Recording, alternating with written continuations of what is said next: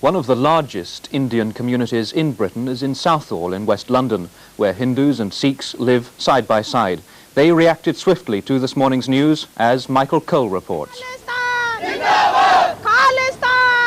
Minutes after Mrs. Gandhi's death was confirmed, the Sikhs of Southall were out on the streets celebrating, and with gusto. They gathered at Britain's biggest Sikh temple to rejoice, as they put it, in the downfall of a tyrant.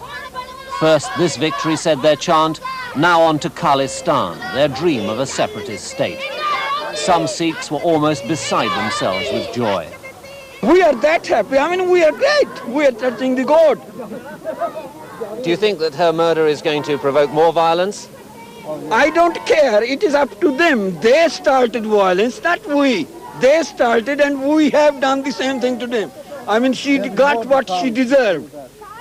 She has got it. And in June, when we said we will kill her, no one in the world believed us. But we have shown to the world we have done it. And we will do it again if Khalistan is not created. Sweetmeats were given away, they said, because that's what the Hindus did to celebrate the successful storming of the Sikhs' golden temple at Amritsar. And there were fireworks.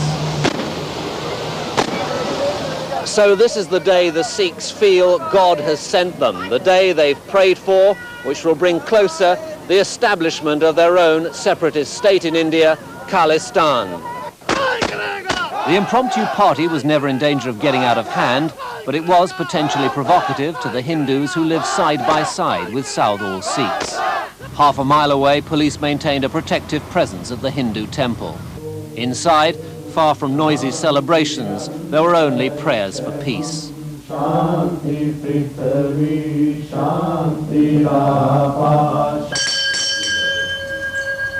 Gifts were made to the gods for calm in this moment of crisis.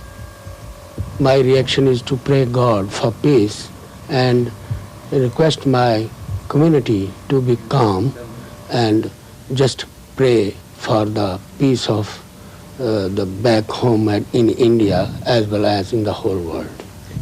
Outside, Hindu leaders expressed their horror at Mrs. Gandhi's murder and appealed for no retaliation. But will the young Hindus attempt reprisals?